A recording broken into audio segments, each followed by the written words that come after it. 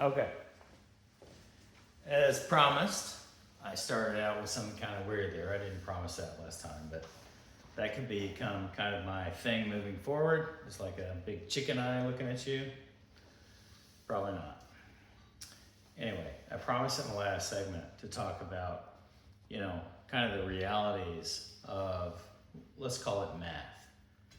I was in front of someone at the conference aforementioned in my last video, hope you watched that, where, like-minded people that want to help others, many people as they can, be lifted out of energy poverty, came together.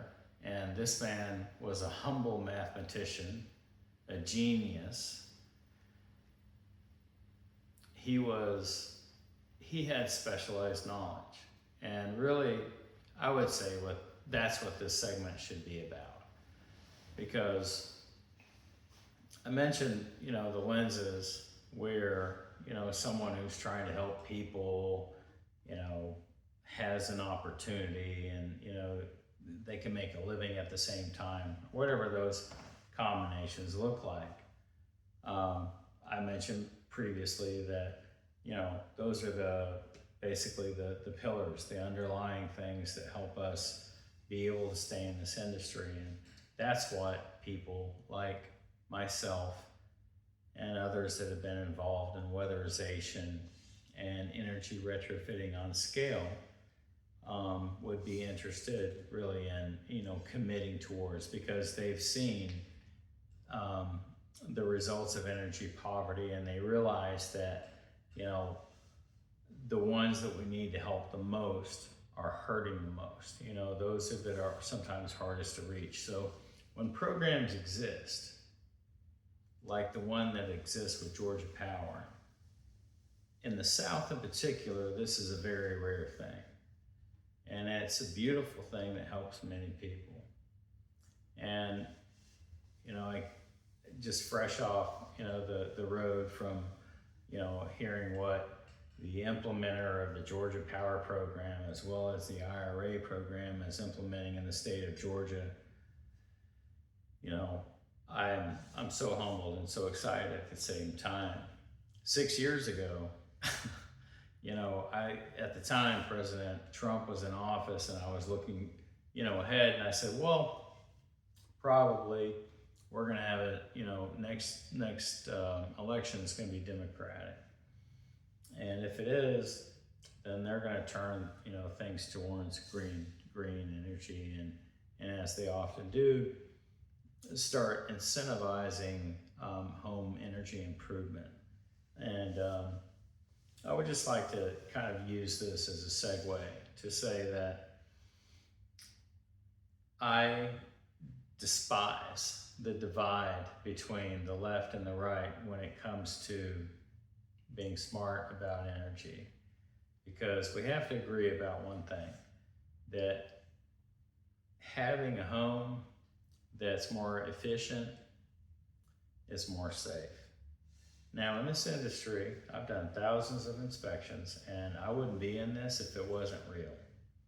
And when people buy into energy efficiency for their home, and this is why the DOE emphasizes it so much, it boils down to this: you buy one, you get two free. Literally, you choose one. So a lot of people call us for, efficiency. Okay, so we come in, we air seal and insulate your house. We energy retrofit incandescent lights to LEDs. We air seal the top plates and all the sill plates in your home, top and bottom, according to DOE guidelines. And we reduce the CFMs by 35 or 40%. Well, guess what? There's a linear relationship between the CFMs, and this is why it exists for us. Blower doors are difficult to do, and they're really a pain, okay? They're cumbersome. My people will tell you they don't like hauling around those blower doors, but we do a lot of blower doors because BPI exists for a reason. They're the standard in the United States for a reason. And I believe a lot of that, I'm a building scientist, and I've studied, BPI standards for the last 7 years. And I believe, and I know, that there is a correlation between leakage and efficiency. So if you can drive up efficiency, then you can lower the cost. Okay, you reduce this when you drive up efficiency. There are modeled homes. You guys have probably seen the recent news, with the people in Florida that had hurricane-proof homes. I'm not plugging them. I don't even remember the name of the company, but it struck me that these were concrete buildings with solar panels mounted in between, raised vertical seam metal roofs that were strapped into, concrete foundations. Sounds good. I mean, I think you guys are ready. Like that, that's how I want to think. I want to be futuristic as well. So, in my next segment, I'm going to talk about how we're automating the industry, and how, some of the lenses that I talked about previously in terms of, the way I see things is translating into scaling energy retrofitting. My goal, what they say, shoot for the stars, maybe you'll hit the moon. But my goal is to be, I believe this is the standard, and we're going to do our best to become the standard in energy retrofitting in terms of software and hardware, as well as scaling into markets, and potentially being a model towards